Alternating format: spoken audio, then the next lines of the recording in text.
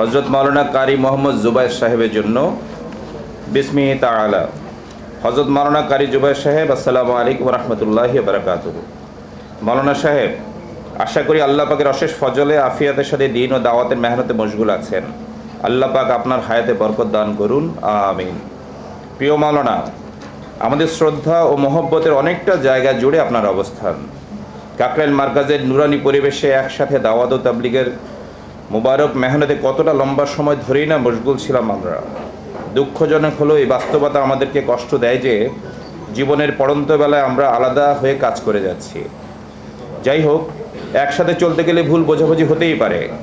মনে রাখবেন, আমরা এক কালিমার ভাই, তাই বারবার আমরা আপনাকে ঘরোয়াভাবে সমস্যার সমাধানের জন্য চিঠি দিয়েছি, কিন্তু আফসোস আপনি আমাদের আহ্বানে সাড়া দেননি।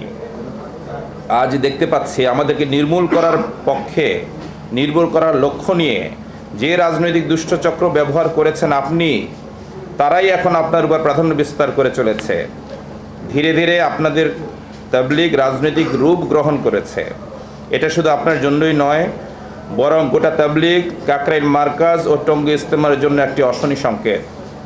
মোহতারাম মাওলানা, গত 3 নভেম্বর 2024 তারিখে আবার আমরা আমিরুল হিন্দ মাওলানা আশরাফ মাদানী ও সাইকুল ইসলাম মুফতি তকি ওসমানী সাহেবদের প্রস্তাবনার ভিত্তিতে সমঝোতামূলক ঐক্যের আহ্বান জানিয়ে জাতীয় গণমাধ্যমের মধ্যস্থতায় আপনাদেরকে চিঠি দিয়েছি, কিন্তু আপনারা আমাদের হতাশ করে স্বরাষ্ট্র মন্ত্রণালয়ে ইজতেমা বিষয়ক 4 নভেম্বরের বৈঠককে উপেক্ষা করে তাদের চিঠি দিয়েছেন যে আমরা নাহক দল, মানে সাতপন্থীরা বাতিল দল বলে তারা চিঠি দিয়েছেন।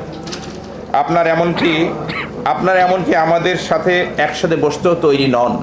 আফসোস, এই বিষয়টির আমি একটু ব্যাখ্যা দিচ্ছি। 4 তারিখে যখন আমাদের একসাথে বসার কথা ছিল, তখন জুবায়েরপন্থীরা আমাদের সাথে বসতে রাজি হননি। তারা তাদের যে চিঠি দিয়েছিলেন সরকারের কাছে, সেখানে এটা মেনশন করলেই পারতেন যে তাদের ইত্যাদি ইত্যাদি প্রবলেমের কারণে তারা যেতে পারছেন না। সেটার সাথে তারা অ্যাড করে দিয়েছেন যে তারা আমাদেরকে সঠিক দল বলেই মনে করেন না, আমাদের সাথে বসাটাও তারা সমীচীন মনে করেন না। আমরা যাব শুধুমাত্র এই কারণে তারা সেদিনের এত গুরুত্বপূর্ণ মিটিং, প্রায় প্রতিটা সরকারি প্রতিষ্ঠান থেকে, সিকিউরিটি এজেন্সিসগুলো থেকে সমস্ত উচ্চপদস্থ কর্মকর্তারা এসেছিলেন, কিন্তু তারা সেখানে অংশগ্রহণ করেননি।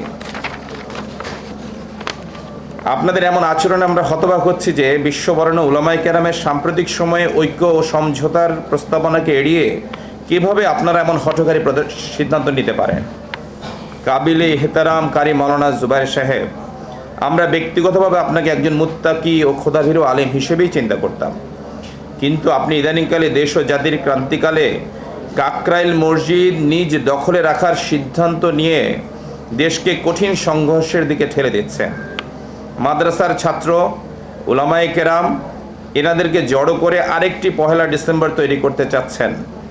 আমরা স্পষ্ট করে আপনাকে বলতে চাই, 15 তারিখ যদি আপনি কাকরাইল মার্কাজ দখলে রাখার চেষ্টা করেন আর এতে জান ও মালের কোনো রকম ক্ষয়ক্ষতি হয়, দেশের প্রচলিত আইনে অবশ্যই তার সম্পূর্ণ দায়ভার আপনাকেই বহন করতে হবে।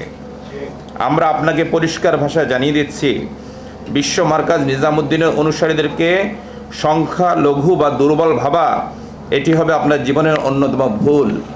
কারণ আল্লাহ আমাদের সাথে আছেন, আল্লাহ হকের সাথে আছেন।